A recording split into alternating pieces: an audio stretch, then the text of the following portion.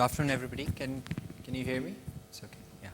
So the next half an hour or so, we're going to talk about some neonatal cases, and I thought, what else to talk about than respiratory distress, because it is very common. 7% of all term babies have respiratory distress. It's more common in preterm babies. 15% of term infants and 30% of late preterm infants will have significant respiratory morbidity. It's even higher for babies who are less than 34-week gestation. So how do we assess respiratory distress? The things which we assess are respiratory rate. So if it's more than 60, it's tachypnea. More than 160 of heart rate is tachycardia. Cyanosis is a sign of respiratory distress. Nasal flaring. So when babies have nasal flaring, they reduce the resistance of air, and it helps to reduce the resistance of airflow to the lungs. So it decreases the work of breathing. Grunting is the sound that babies make when they are breathing against a closed glottis. It opens up alveoli and helps in maintaining a residual capacity of the lung. It usually is helpful in diseases where there is surfactant deficiency or any cause of collapse of lung. They may have apneas, and they may have recessions, either suprasternal, intercostal, or subcostal. So this is because the babies are trying to create more pressure in stiff lungs to help breathe. So these are the numerous causes of respiratory distress. I don't want to go through this, but mainly it's airway, pulmonary, cardiovascular, neurovascular, and other diseases like sepsis, hypoglycemia, or metabolic conditions.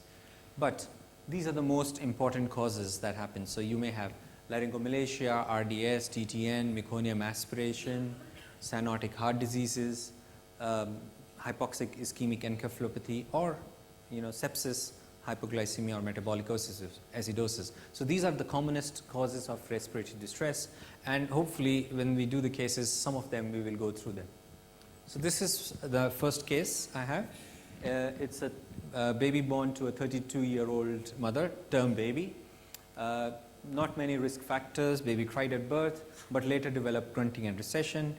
Had a brief period of CPAP with mild tachypnea, grunting, and recessions. But baby improved after 1 hour. CPAP was taken off, and baby was sent to the postnatal ward. However, on the next day, the baby developed abnormal breathing sounds. These were mainly with feeding, and there was intermittent tachypnea and suprasternal recession. There was no episode of cyanosis, apnea, or desaturation. So can we play that video, please? So this is a video of that baby, slightly later on.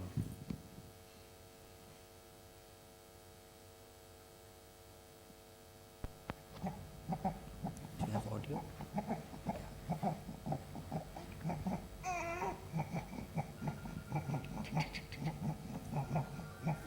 So hear that sound. So that's an inspiratory sound which is coming from the upper airway. So that's stridor. So what does this baby have? Yes. So this baby has laryngomalacia. This baby was discharged home, and the condition resolved after 6 months. So it is the most common inspiratory noise in newborns. It affects the upper airway, epiglottis, and arytenoid folds. It's more in male babies. It usually begins about 4 to 6 weeks of life, peaks about 6 months. A majority of them resolve by 2 years, and usually it's a clinical diagnosis. You don't have to do any lab test or radiology to diagnose this condition. Majority of them don't need any treatment, just reassurance. However, there is higher incidence of gastroesophageal reflux in these babies and swallowing dysfunctions. So that may cause further problems in these babies. However, few of these babies may need surgical treatment, and the reason to go for surgical treatment is when they have significant hypoxia. The CO2 is increased, so the baby cannot clear out the CO2. They have severe obstructive apneas, sleep apneas. or later on they develop pulmonary hypertension because of the obstructive apneas, or their failure to thrive. It's a simple operation. You do a simple tracheotomy or supraglottoplasty. These all cases are the cases we've seen in the last 1 month only, so that's how common respiratory distress is. This is case 2. This is a 35-weeker born to a 28-year-old mother. There was group B in the high vaginal swab. There was PROM for 18 hours. Baby needed some CPAP initially at birth, was persistently tachypnic with respiratory rate going up to 77. Saturations were maintained with the CPAP. CPAP started on 5 centimeter. The first CRP was negative. This is the X-ray for the baby. Okay. So what do we think this is? Yes, this is TTN. This is quite classical X-ray of TTN. CRP remained negative. Baby needed CPAP for 3 days and lost weight of 133 grams on day 3. So again, it's a very common condition. First is described by Avery in 1966. It's also called retained fetal lung liquid syndrome. The factors that can increase the risk are male sex, cesarean section, especially not in labor cesarean section, so elective section, delivery prior to 38 weeks of gestation, low birth weight, macrosomia, maternal conditions like diabetes or asthma, or if the mother has had analgesia or anesthesia in labor, that increases the risk as well. If there is perinatal asphyxia or umbilical cord prolapse.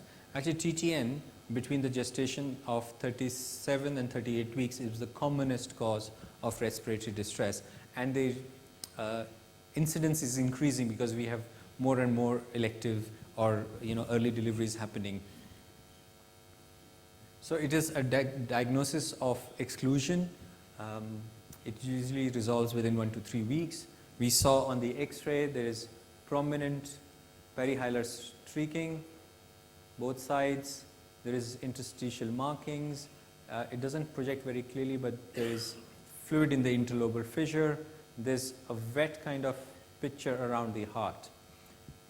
However, in newborns, if there is diffuse involvement of lungs, it could be from RDS. This baby is 35 weeker, so there is slight risk of RDS as well. May resemble pulmonary edema, or neonatal pneumonia or meconium aspiration may also have a very similar X-ray picture. But the clues here are the history and the investigations, which gives us more clues. So again, no treatment usually required, only observation. Some of these babies may require respiratory support, mainly non-invasive. Some of them may go on to need intubation and ventilation. Medications such as diuretics have been tried because it's a condition of retained lung fluid, but there hasn't been any difference after using these medications. So case 3, this is a 29-weeker born to 35-year-old, prolonged rupture of membranes, prematurity. Mother had betamethasone, erythromycin, and benzyl penicillin. Baby was delivered, had PEEP at birth, not intubated, needed FiO oxygen up to 40%, shifted to NICU, had mild mixed metabolic respiratory and metabolic acidosis. This is the vital charts for this baby. The first column,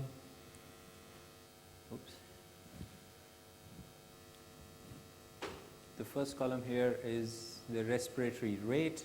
This yellow is above 60, so this is the 60 mark, and this is over the day how the respiratory rate improved. This is the saturations of the baby, and this is the heart rate of the baby. This is 150. So this baby had tachypnea during the first half of the day, which gradually improved. And this is the X-ray. So the X-ray has diffuse reticular markings with some air bronchogram as well.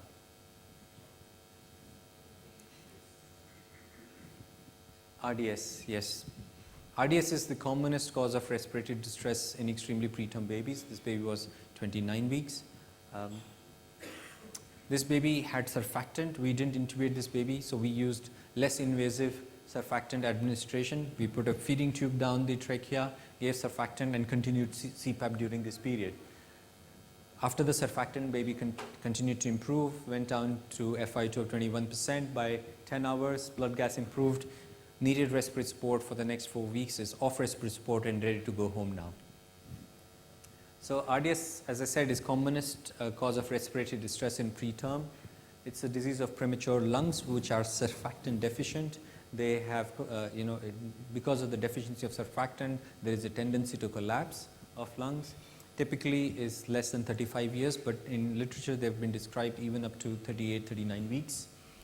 The main criteria diagnosis is requirement of oxygen, absence of any other sign of infection, and typical radiological findings.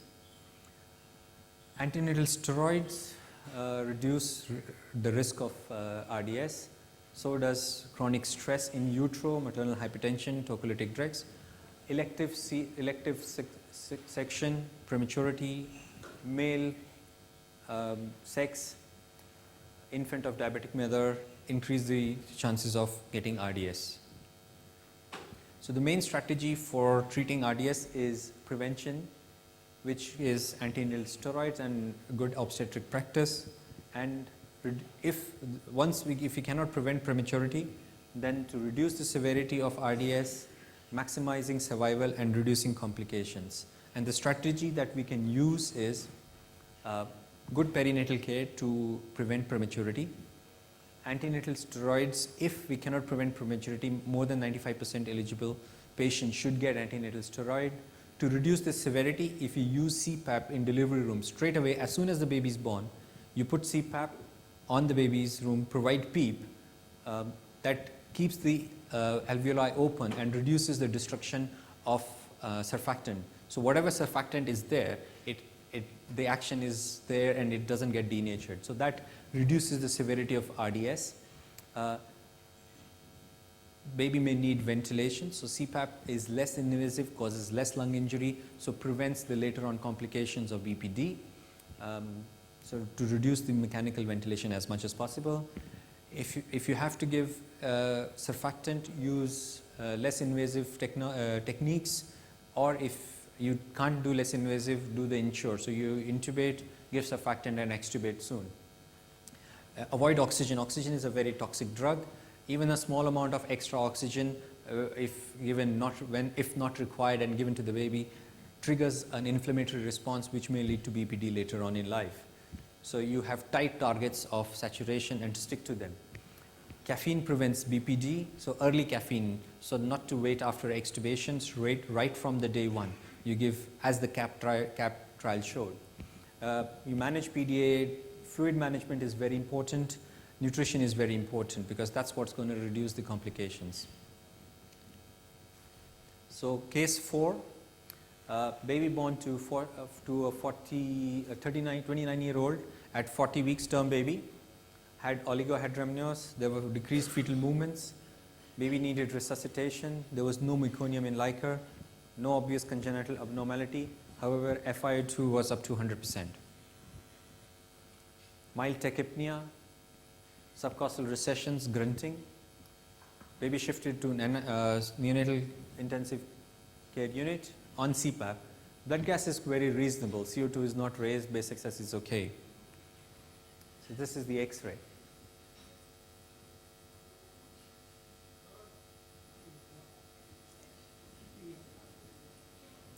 So what do we think? There's MAS, but there's no meconium in the Liker. Pneumonia, oligohydramnios, there is no risk of infection. It could be TTN or it could be pneumothorax then. So if you look, it probably maybe doesn't project very clearly, but this is quite dark here. So this baby had a pneumothorax. Baby improved and we took off respiratory support after 10 hours and discharged home or after day 4. Pneumothorax is basically air in pleural spaces. Usually it's secondary to either a pneumonia, meconium aspiration, mechanical ventilation, high pressures, or congenital abnormality of lung, but it may spontaneously happen in 1% of the cases. Only 10% are symptomatic, so 90% of them will not develop any symptoms and will not be diagnosed. The clinical presentation is quite variable. There may be very mild respiratory distress to extremely severe respiratory distress, which may develop quite slowly as time progresses. Increased risk is underlying lung conditions, mechanical ventilation or vigorous resuscitation. So if you're using ambubag, you can give quite high pressures. There's no control, so that may be one reason. Preterm babies.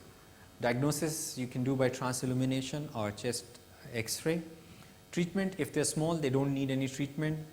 If the pneumothorax is large and there are symptoms, then you need to put a chest drain in.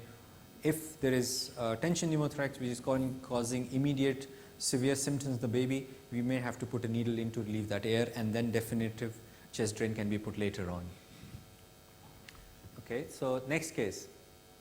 Term baby, primary mother, 29 years old, on gestational diabetes, on diet, meconium stained liquor, prolonged rupture of membranes, had an emergency CS, 2.7 kilo baby, with tachypnea of 75, SATs 97%, equal air entry, minimal recessions, started on high flow of 6 liters per minute. CBC was normal and CRP was 4.3 and the second one was 3.4. It's the X-ray. So there is bilateral streakiness, some air bronchograms. Yes, meconium aspiration. So baby needed respiratory support for only a few days, and antibiotics were stopped after 5 days. It can be very difficult in meconium to differentiate infection, or you can have secondary infection on that. So, antibiotics were given. It is found, meconium strained amniotic fluid is found in up to 30% of term and post-term infants, of which 2 to 10% may progress to meconium aspiration syndrome. Mortality is reported in literature up to 40%.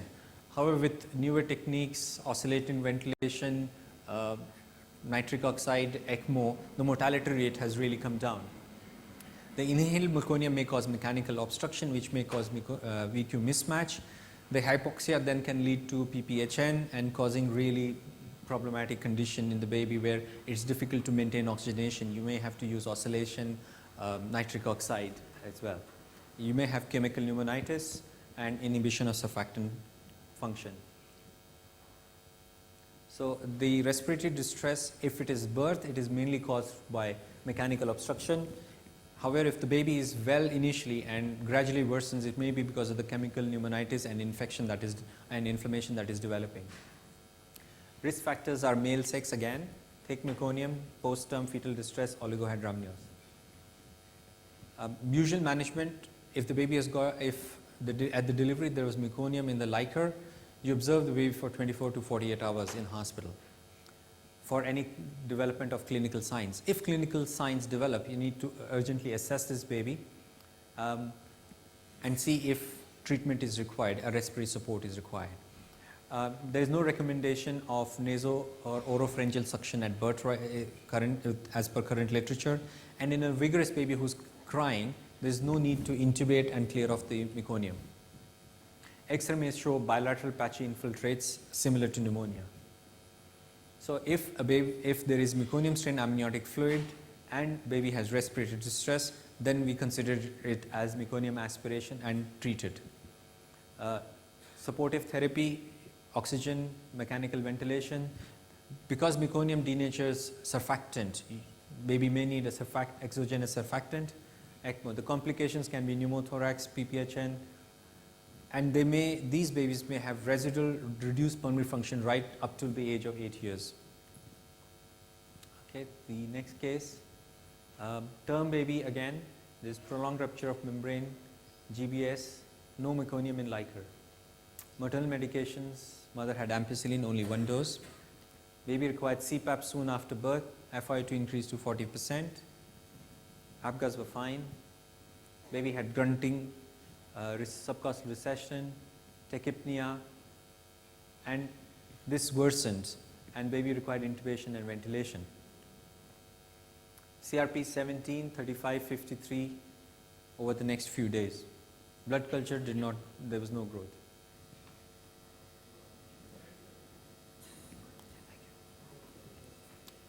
So the X-ray could be pneumonia, could be meconium, or could be RDS as well. However, with the history, is more likely to be congenital pneumonia with increase in CRP and the risk factors of infection. So neonatal pneumonia presents with quite severe symptoms. Early it may be because of congenital pneumonia with the ascending infection through the birth canal, or later it can present as nosocomial acquired infections. Common pathogens, most common is GBS, staph, E. coli. If it is nosocomial or later, it may be viral, atypical mycoplasma or fungal as well. Risk factors to think about pneumonia in a baby is when there is prolonged rupture of membrane, there is any maternal infection or prolonged ventilation. X-ray may show bilateral patchal infiltrates. The other investigations are CRP, blood culture, and the treatment is antibiotics, respiratory support, and supportive care. So this is just a quick way to distinguish which baby, what possibilities may be there. So if the baby is preterm, baby has reached respiratory distress, and there is preterm.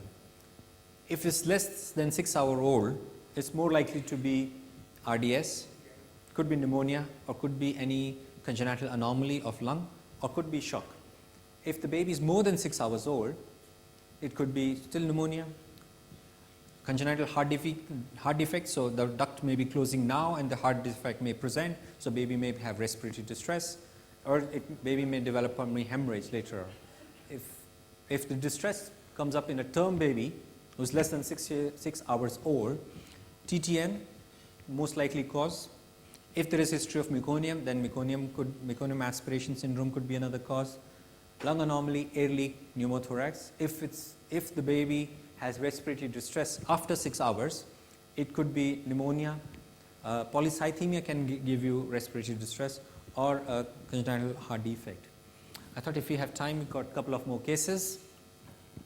So 36 weeks, 5 days old baby, GBS unknown, mother diabetic, needed resuscitation with 100% oxygen, intubated and ventilated, FiO2 still 95% with high pressures and rate of 40. Initial blood gas showed acidosis, mixed respiratory and metabolic, moderate to severe respiratory distress. Thus the list of CRPs and white cell count. This is again the respiratory chart for this baby with tachypnea persisting right up to 80, 85 breaths per minute, 90 breaths per minute, and tachycardia which later settles down. This is the X-ray. This is the 35-week-old baby, no much increase in CRP, GDM mother, GBS not known. Yes, this is RDS. This X-ray is very typical of RDS with ground glass appearance all over and low volume lungs. So this was just to highlight that even at a gestation of nearly 36 weeks, you can have severe RDS. The blood gas improved after a surfactant. FiO2 came to 23% by next day. Baby was extubated after 3 days and required CPAP for 2 weeks plus. Okay. This is, I think, the last case. This is a 36-weeker born to 29-week-old, preterm, oligohydramnios. Mother had 2 doses of dexamethasone and ampicillin.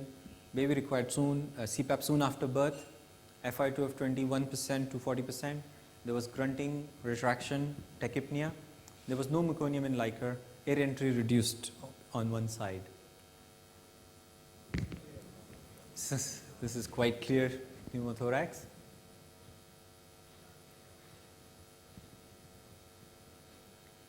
So baby improved after a few hours, respiratory support taken off, and baby discharged home. On day 7, this pneumothorax resolved and the lungs, both lungs were well inflated. So that was a quick tour of common respiratory conditions, just to give a flavor of what we commonly see in our day-to-day practice and how to approach with different ideas, because the X-ray may look similar. So it's the history and some part of examination and the X-ray combined will give you a picture of what the child has. Thank you.